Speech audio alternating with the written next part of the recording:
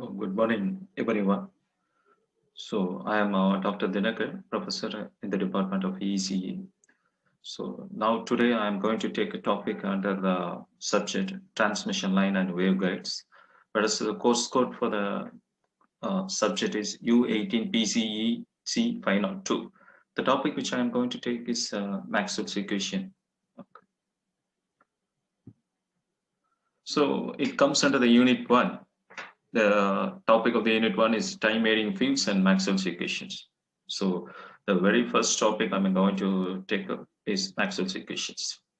So what is the basic about Maxwell's equations? So Maxwell's equation is the one which gives a relationship between the electric and the magnetic fields. So probably they are dependent on each other in most of the cases, whereas sometimes they are interdependent. Let's look at time varying fields. So when it comes to electrostatic fields, the charges are mainly stationary. The stationary charges give rise to electrostatic fields. So when it comes to magnetostatic fields, steady currents are the one that gives rise to magnetostatic fields. But when it comes to electromagnetic fields, it's a time varying currents. That's a current which varies with time, give rise to electromagnetic fields. So only in a non-time varying case can electric and magnetic fields be considered as independent of each other. That is, in a non-time varying case where the current is not dependent on the time, we can say that the electric and the magnetic fields are independent on each other. But the most important thing that we have to consider is the electromagnetic fields, where we see that both electric and the magnetic fields are interdependent on each other. That is, they are more interdependent on each other. So for example, let's see that a changing magnetic field induces an electric field, whereas on the other hand, a changing electric field can induces a magnetic field. And this is a case that, so whenever a magnetic field keeps on changing, it can give rise to an electric field. On the other hand, whenever an electric field keeps on changing, it may give rise to a magnetic field. So this is the case. And you see that the Maxwell's equation is all based upon this interdependency of electricity and magnetism. So you see that basically under Maxwell's equation, we have got 4 equations, where all the 4 equations have been derived from the basic laws of Ampere's circuital law, and then Faraday's laws, and then Gauss law for electric field, and then the Gauss law for magnetic field. This is where the Maxwell's equations are derived from. As far as Maxwell's equation have been an effective tool to bring about the dependency of electric and the magnetic fields. So after Maxwell's equation, he has paved a way for the future developments in this electromagnetic field. That's where the Faraday's formed the Faraday's law of electromagnetic induction, and that leads to a various sort of innovations. Now let us look at the figure. What is motional EMF? In the figure, can you see that you will be able to see that 2 conducting rails separated by a distance of L. Okay, the 2 conducting rails have been connected to a resistor, and over the conducting rails, a bar has been moving around. So as the bar keeps on moving around, you can able to see that the area enclosed by the bar, which is moving around the conducting rails, can be varied. A magnetic field B exists between the closed space between the conducting rails, resistor, and the moving bar. As the bar keeps on moving in the forward direction, you can see that the flux density that is linked with the area keeps on changing. As the bar moves down, the flux density linked with the area keeps reducing. As the bar moves forward, the flux density linked with the area keeps increasing. So mainly we could get to know that the flux density linking with the area keeps on changing as the bar moves over the conducting rails. So thus you can get to know that the magnetic flux enclosed by the rails, rod, and the resistor keeps on changing. So this leads to the fundamental law of Faraday's law of induction. Whenever the flux changes, an EMF is induced according to the Faraday's law of electromagnetic induction. So this is the main thing there. As the flux changes, it leads to the production of EMF. That is where electricity is developing. So flux, we know that it is concerned with magnetic field, whereas EMF or the voltage, it is concerned with the electric field. You can see the dependency between these two things. As the flux keeps on changing, then you see that it leads to the development of voltage and electrical thing. So these dependencies is what leads to the time varying fields and what leads to the electromagnetic fields and what leads to vast developments in this field. Okay. So the very basic thing that we could understand from this figure, that as the flux linked with the area, linked with a particular area keeps on changing, then it leads to the production of EMF or voltage, which is an electrical quantity, as flux is a magnetical quantity. Okay, so let's think. Let us move on to the thing, that continuity equation. So you know from Newton's law that electrical charges may not be created or cannot be destroyed. That is, energy can neither be created nor be destroyed. This is for electrical charges. Electrical charges may not be created or destroyed. That is the principle of conservation of charge under the law of. So now you see that you have to consider an arbitrary volume bounded by the surface. Yes, in the previous figure, you have to take up a volume. There you could see a surface where it is enclosed. The surface area is formed by the two conducting rails, a resistor, and the moving rod. There you could find out a surface has been found out. A surface has been formed. So now you have to take up a volume in that surface. So if you are taking up a particular volume in that surface, that is in the previous diagram, you have to take up a particular volume in that surface. So what is the link between this volume and the surface is that a net charge Q exists within this region. So they're saying that a net charge. So you all may get to know that what is Gauss law. What is Gauss law? Gauss law states that the flux enclosed in a region is equal to the total charge enclosed by the region. That is what Gauss law says, that the flux enclosed in a surface area is equal to the charge enclosed by the region. That is what is Gauss law states that. Here you see that in the diagram you are considering a volume.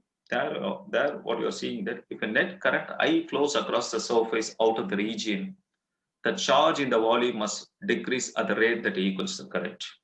There is here in the continuity equation, they want to say if a net current is going out of the surface, then the charge in the volume also must be decreased at the same rate as that of the current. That is what they want to give you. So you all get to know what is a divergence theorem. So we all happen to apply divergence theorem whenever the flux is moving out of a particular surface. Then we can apply a divergence theorem on that. Here, what do they say is that over a particular volume, you see that some amount of current is going out. So there in that particular area, the rate at which the current is going out, that should be equal to the charge enclosed in that particular region. So this is what the continuity equation demands. As the equation rightly says that here you have got the equation current I is equal to surface integral of current density. Surface integral of current density. So it is represented, current density is represented by the letter J. So what is current density? Current flowing per unit area is nothing but current density. The letter J, which is denoting current density, is nothing but current flowing per unit area is nothing but current density. Okay, so now now we can very well understand that current flowing per unit area into total area will give out the total current flowing out of the area. That's what the equation suggests here. That I is equal to surface integral of vector J dot ds. That you can rightly understand that conduction J, you can rightly call it as conduction current density. If you want to differentiate, if you want to say more in particular, that J stands for conduction current density. There we have got two things there. Why am I especially saying that it's J is conduction current density in the sense that we have got two types of current. One is conduction current and the other one is the displacement current. So what is the conduction current and what is the displacement current? When it comes to conduction current, it is caused by the movement of the electrons. It is a normal current, which it is caused by the movement of the electrons. Whenever current is caused by the movement of the electrons, we can call it as a conduction current. Then what is a displacement current? Whenever a current is caused by the displacement of electrons, as it happens in the capacitor, we can call it as a displacement current. There in the displacement current, we used to represent current density as J suffix T. Here in the conduction current density, we used to represent just by J. Okay, so therefore here as the continuity equation suggests that current I is equal to surface integral of J dot ds. That is, it gives you the meaning of conduction current density, that is current per unit area into total area that has to be integrated over the whole surface. Okay, so then as for Gauss law also, it's equal to minus dq by dt, that is equal to minus d by dt of integral of volume integral of rho v into dv. That is, you see that this is because the equation, the charge q, whenever the charge gets embedded in a volume, then the total charge that is embedded in a volume can be found out by using this formula, that is q is equal to volume integral of rho v into dv. If you are taking up a small volume, if the charges get distributed over the volume, then there is a formula to find out the total charges that has been embedded in that volume. So that one is given by the formula q is equal to, where q stands for charge, q is equal to volume integral of rho v into dv, where rho v is nothing but volume charge density, that is which is nothing but charge per unit volume, charge per unit volume into the elemental volume, and that has to be integrated for the overall volume. That gives out the overall charges that has been present in that volume can be found out. That is the basic formula, is that q is equal to volume integral of rho v into dv. So that is what it has been implemented in this equation here, that we could we could see throughout the screen that in surface integral of j dot ds is equal to minus dq by dt, where q is replaced by the equation that what I said before. Therefore, the equation becomes minus dq by dt is equal to minus d by dt volume integral of rho v dv. Okay, so now you could understand that how this equation has turned into just like this. And now we are just going to apply divergence theorem for all these things. Divergence theorem, you know that when you have to apply divergence theorem, whenever the flux or something is flowing out of a point, then we can apply divergence theorem. So divergence theorem for any vector is given by the formula, you know, that del dot of f is equal to integral of f dot of ds over a unit volume as the volume is getting to 0. That's what divergence theorem says there. But the application of the divergence theorem always happens whenever something is moving out of a particular point, we can apply divergence theorem. Here in this equation, as the current is moving out, we can rightly apply divergence theorem here, that divergence of current density. Here we are taking out divergence of current density on the left hand side. Therefore, on the right hand side,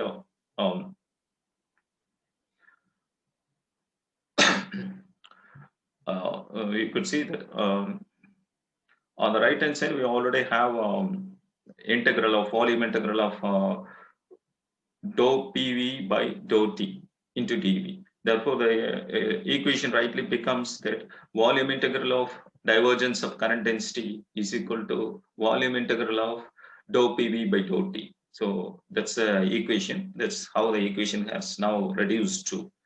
So now you see that on both sides of the equation, as the volume remains the same, we can equate the two things.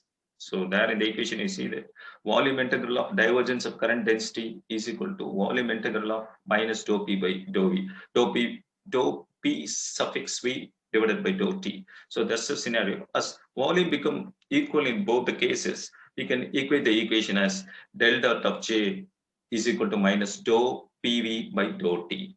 That is, del dot of j is nothing but divergence of current density is equal to differentiation of volume charge density. Differentiation of volume charge density. That is rightly given as del dot of j is equal to minus dou pv by dou t.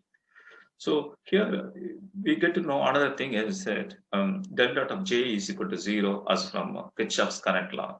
So you very well know that Kirchhoff's current law that at a node, the sum of all the currents joining at a particular node should be equal to 0. So this is Kirchhoff's current law. So as from the Kirchhoff's current law, we can say that del dot of J is equal to 0. But here we are having del dot of J is equal to minus dou PV by dou T. So there seems to be some sort of contradiction. So we look out how to compensate for the contradiction, and then here comes the concept of displacement current as J only stands for conduction current density, and there seems to be some conflict in the continuity equation. We now are looking for the displacement current. As I have already said that displacement current is the one current that is got by the displacement of electrons. You know that actually in the outermost shell of the in the outermost shell of an atom, the electron seems to be get displaced, and because of these electrons, there seems to be some sort of displacement current, which is somewhat different from the conduction current. So there you see that the current density of the displacement current is represented by the symbol J suffix T. So as there seems to be some conflict in the continuity equation, del dot of J is equal to 0, and in the next thing we are getting del dot of J is equal to minus dou PV by dou T. So we can't rightly say that minus dou PV by dou T is equal to 0. Therefore, some sort of conflict is there, and we have to beat out that one. For that, we are considering this displacement current and all. When it comes to magnetostatic field, we know that very equation that curl of H is equal to J. What is H here? H is nothing but magnetic field intensity. Magnetic field intensity, whereas J is conduction current density. So in magnetostatic fields, we have got the equation that curl of H is equal to J. That is the del cross H is equal to J. So now we are taking divergence on both sides of the equation, and now we do have del dot of del cross of H on the left hand side, whereas on the right hand side we do have del dot of J. So as you have taken the divergence, as we have got the equation as del dot of del cross of H is equal to del dot of J. So whereas in the previous page, we get to know that del dot of J is equal to 0. So now, therefore, substituting those things in this particular equation, we do have del dot of del cross of H also is equal to 0. From this,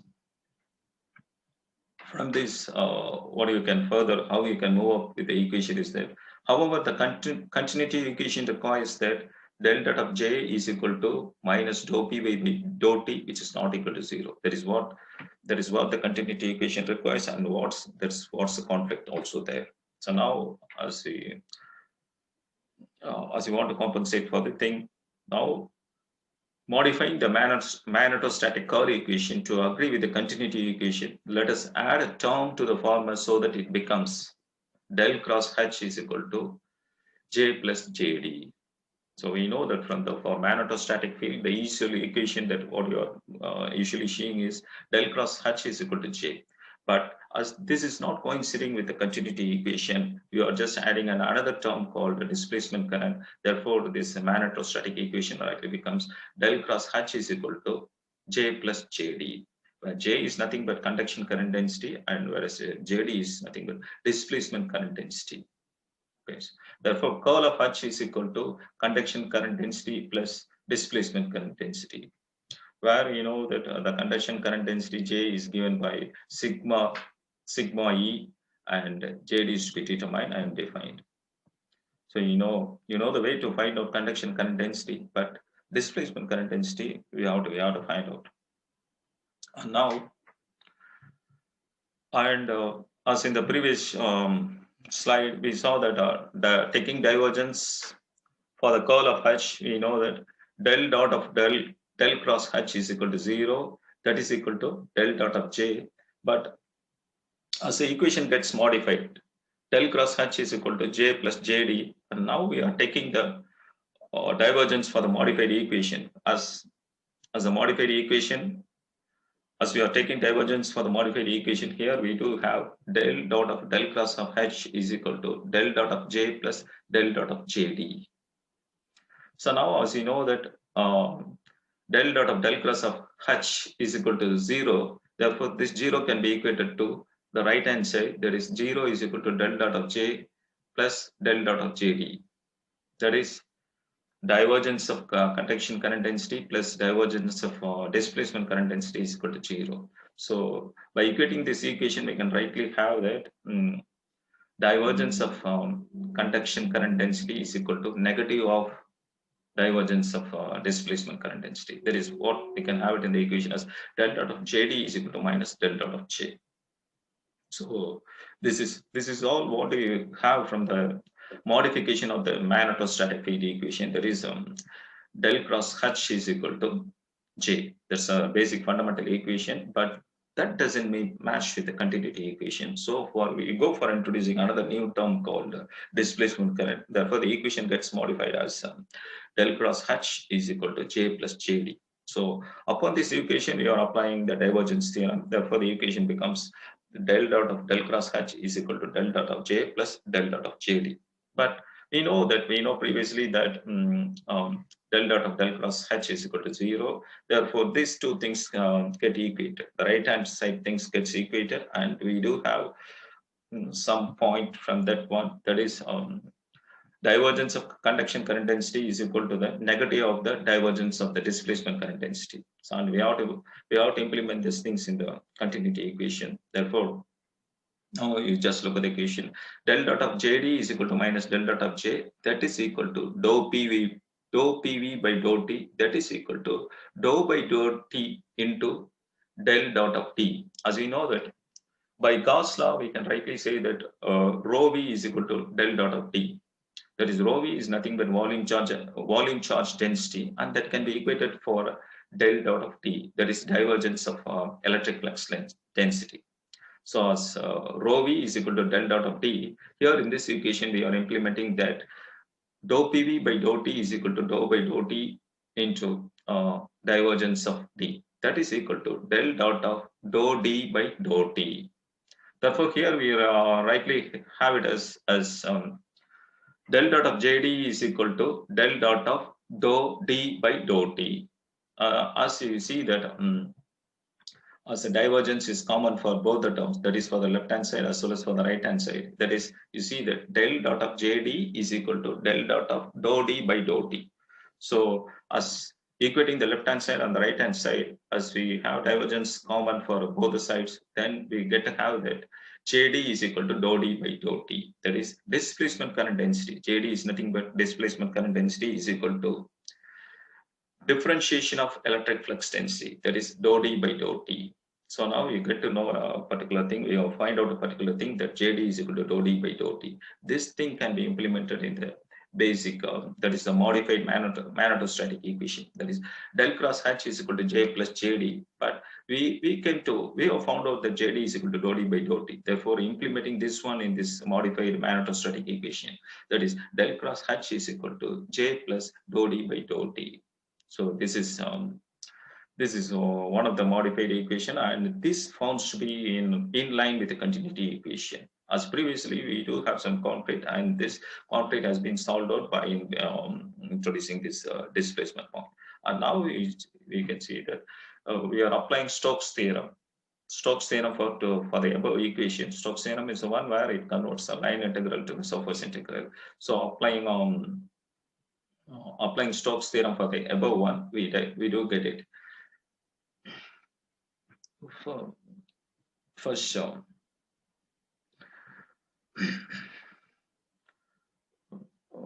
you see that we are applying surface integral for both sides of the equation. Therefore, surface integral of curl of H is equal to surface integral of J plus dou D by dou T. So this is the equation. For this equation, now we are applying Stokes theorem. Whereas in the Stokes theorem, we see that the main point is that line integral gets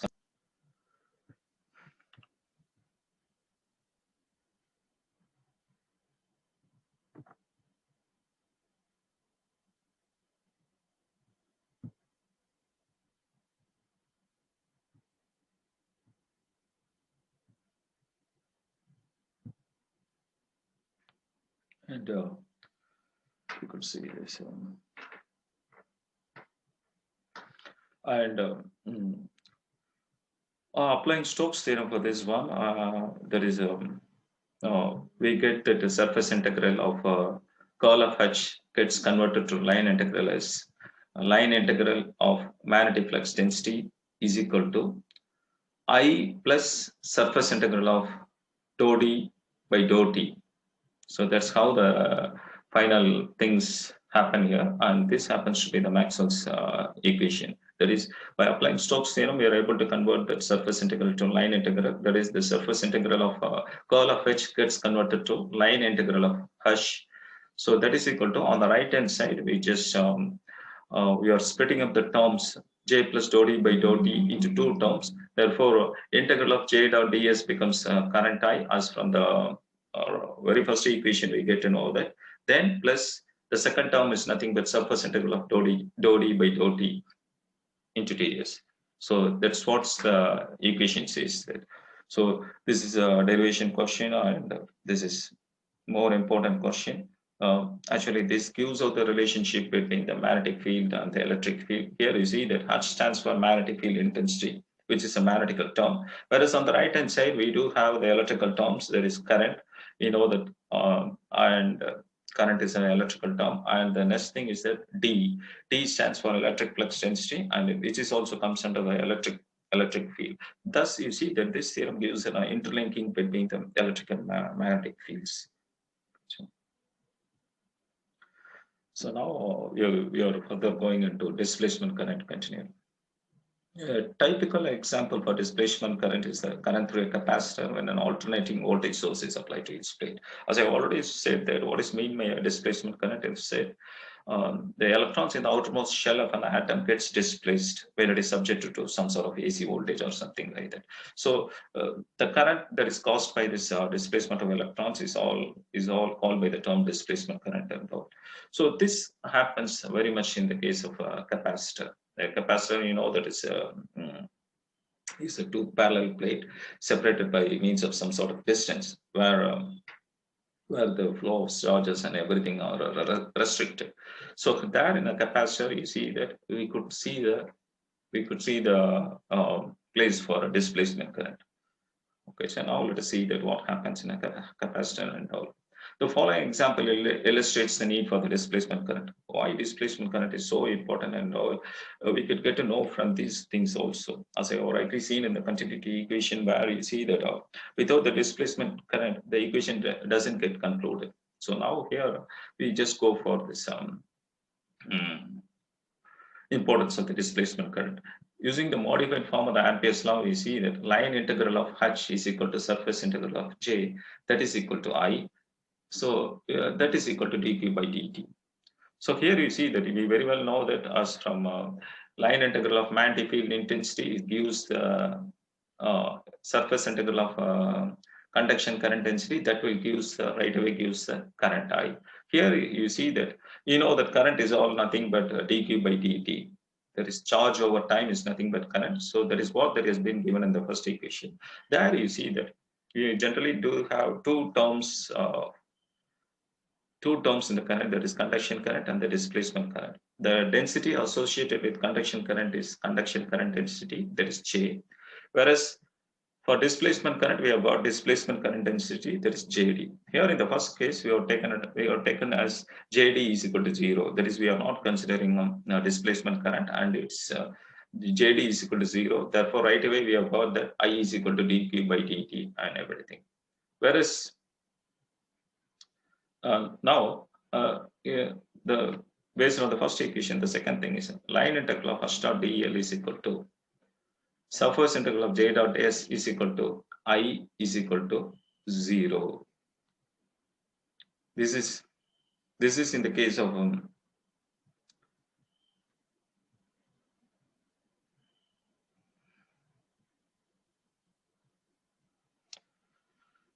the total. You see that this is the figure taken for capacitors and all.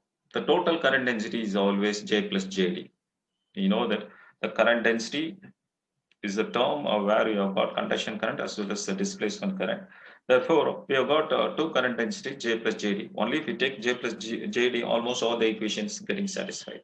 So in the first equation, you see that we have taken the displacement current is equal to 0. Therefore, displacement current density JD is equal to 0. So it remains valid. That is, the first equation just remains valid. Whereas in the second equation, we have taken the conduction current is equal to 0. Therefore, J is equal to 0. So that you see that the how does the equation gets changed to line integral of h dot dl is equal to surface integral of j dot ds, that is surface integral of displacement current density is equal to d by dt of surface integral of d, which implies that this implies that here we have got that conduction current density is equal to 0, whereas the displacement current density still persists here.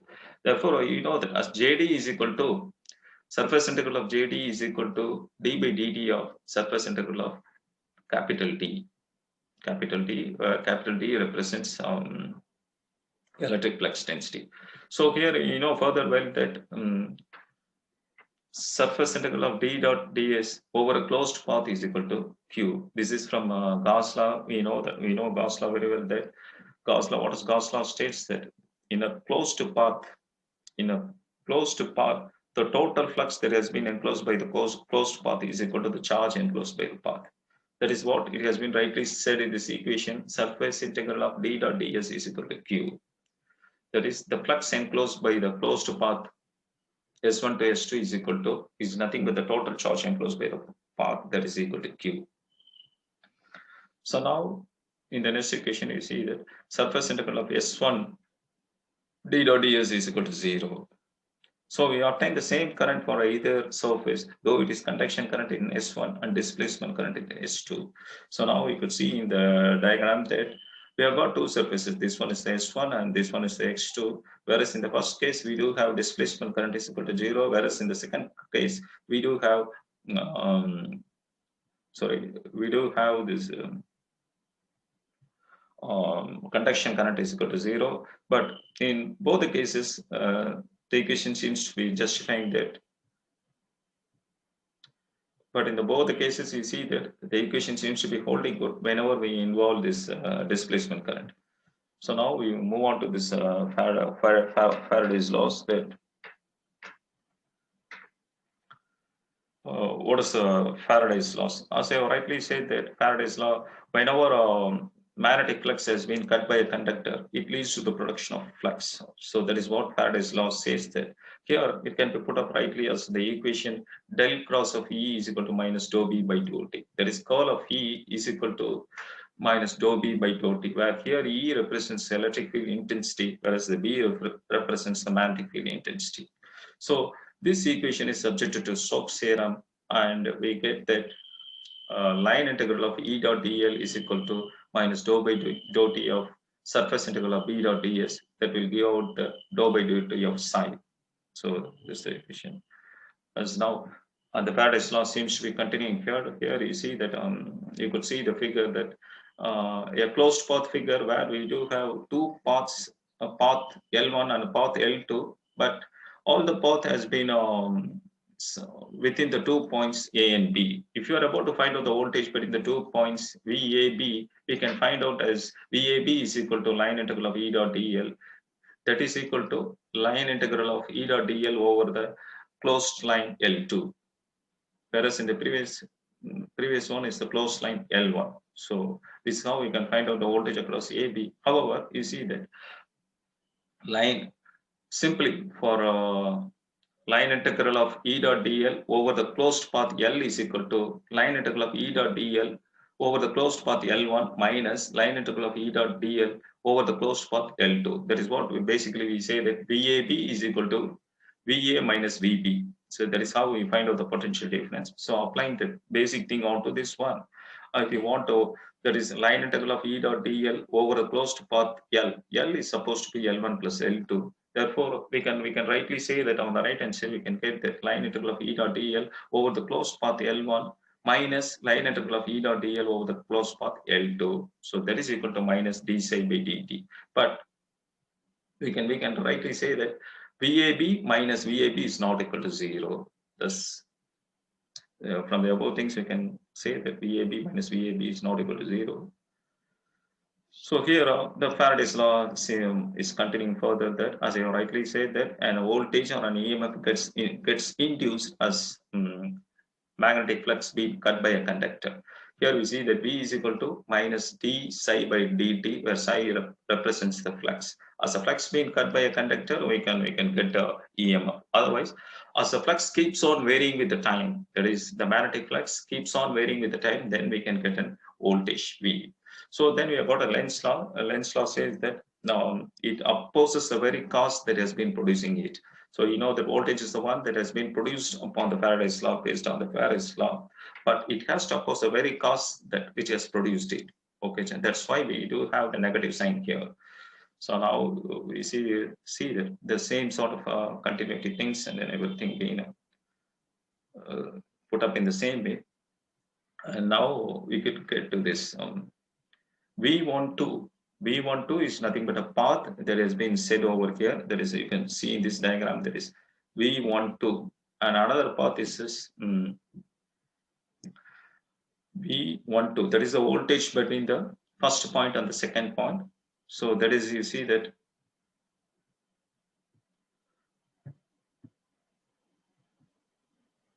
voltage between the first and the second point is given by nothing but minus dou psi by dou t, as from Faraday's law.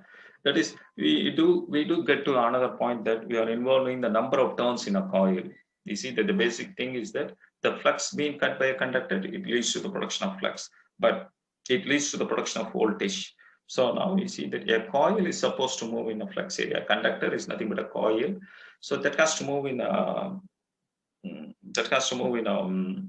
magnetic flux area. So that coil may be having so much of turns. That turns being represented by the term capital N. Capital N represents the number of turns. So therefore, the equation gets changed as V12 is equal to minus N dou psi by dou t. This is the basic thing for Faraday's law. And you could see this boundary conditions and everything on this one. Based on this Faraday's law, you can see that line integral of E dot dl over the closed length L1 plus line integral of E dot dl over the closed length L2 is equal to 0. So based on this, we can rightly get the boundary condition as E R1 is equal to ER2. So this is the basic condition that we get from Faraday's law. So this is all this Maxwell's equations. All sorts of Maxwell's equation have been given in this one. There, generally we see that the Maxwell's equation can be represented in two different forms, whether it is in differential form or it is an integral form. So we have got the representation in both types of forms here. So as I already said that all the Maxwell's equations have got their origin from this basic laws: Ampere's law, Faraday's law, and Gauss' laws. So the next thing, this is for the sinusoidal fields. The same kind of Maxwell's equations have been applied for sinusoidal waveforms, and the same kind of thing has been applied